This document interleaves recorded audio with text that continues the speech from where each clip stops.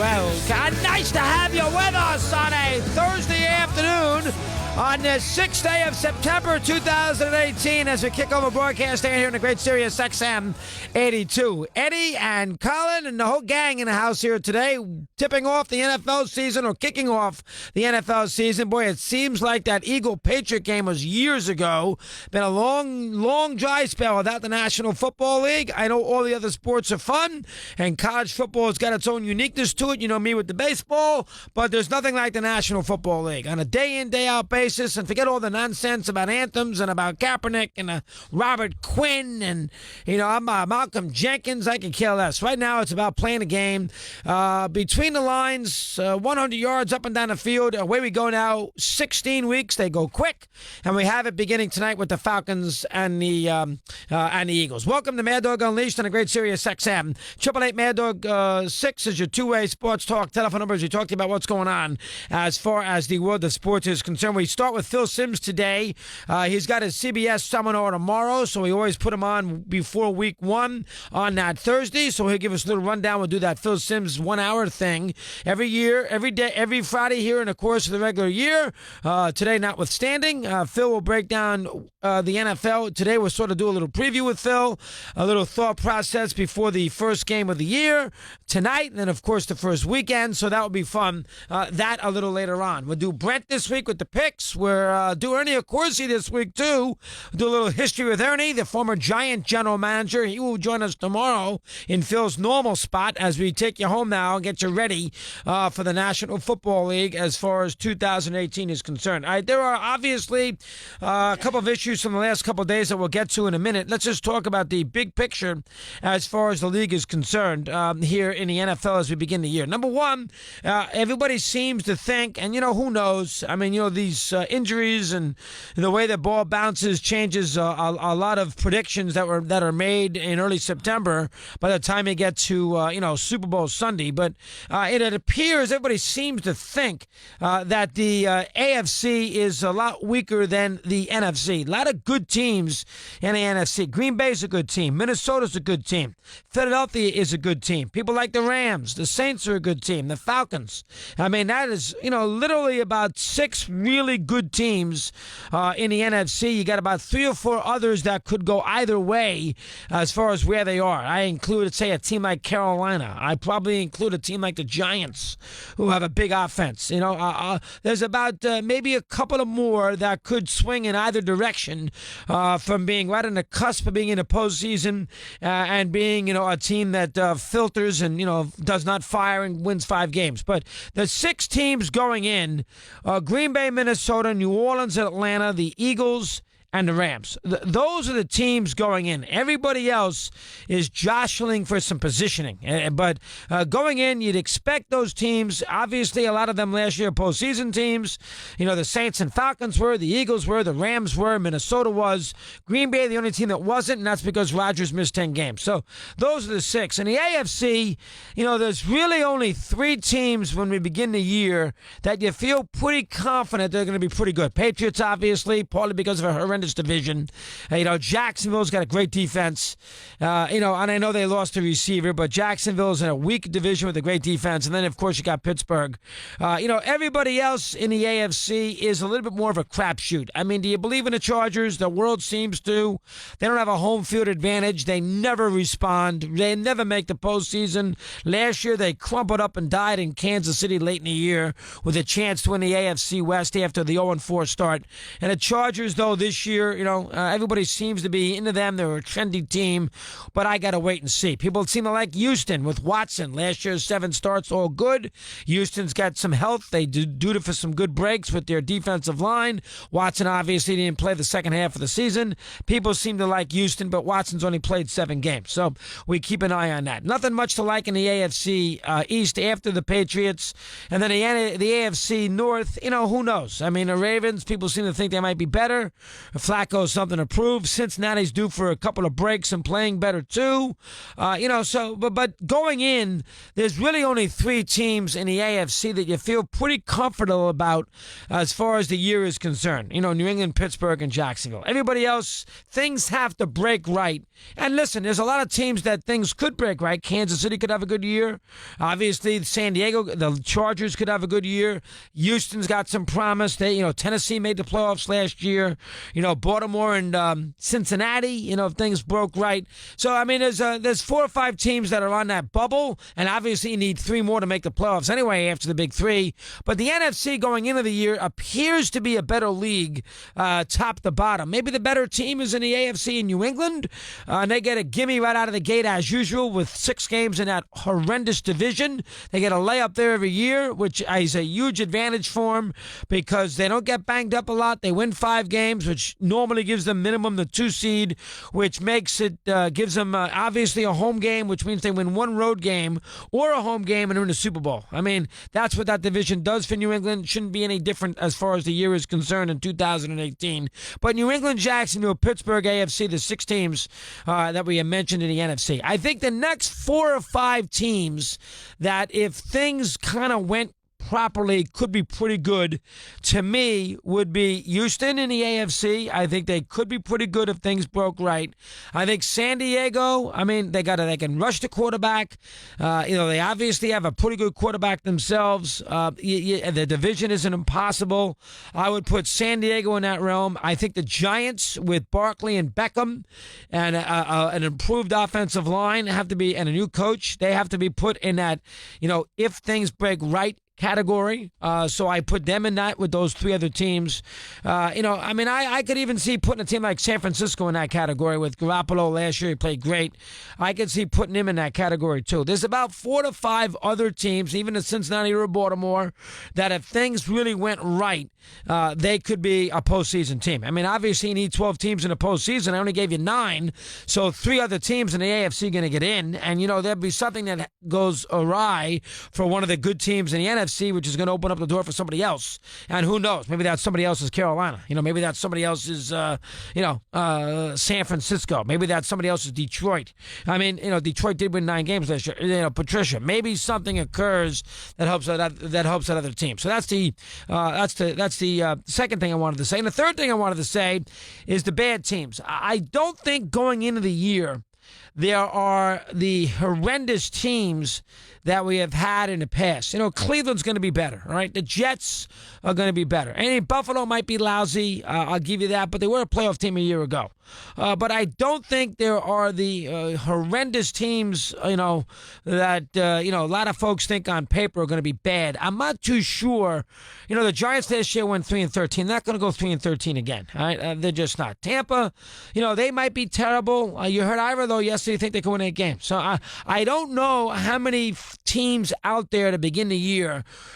I think Tampa might stink. This Winston thing with Fitzpatrick, the coach. I would think of them. I would be concerned if I was a fan of the Bucs that they might have a bad year. They're in a good division, but I don't know going into the year, and things are going to change because teams will end up being horrendous. But going into this season, Buffalo, all right, maybe. Tampa, maybe. But I don't know how many real bad teams there are in the National Football League. The Luck's back with the Colts. How bad can they be with Andrew Luck there? How bad? The AFC West has, the Raiders with Gruden and Derek Carr, Reed and Mahomes in Kansas City, and Denver is, got still Von Miller sitting there, and, Case Keenum did play in the NFC Championship game last year.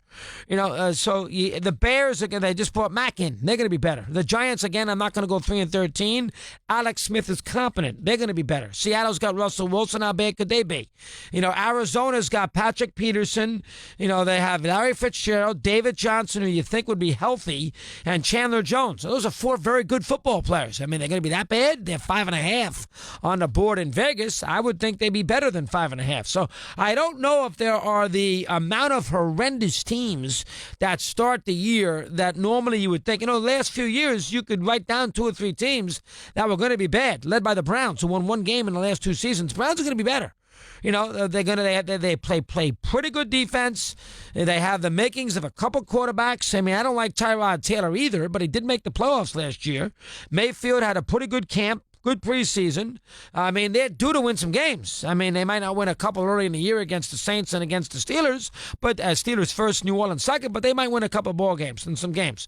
Darnold will be better. The Jets don't start the year with Josh McCown. So I don't know if the bottom end is as bad going into a season as it has been in the past. So I think you got to put that in the equation too. And then, of course, I think another issue that we like this year in the NFL, the older quarterbacks, and right now there are only 4 great quarterbacks in the National Football League. I mean, Breeze, Roethlisberger, Brady, and Rodgers. That's it. There's nobody right now that is a great QB outside of those. Stafford's not great. He's never won a playoff game.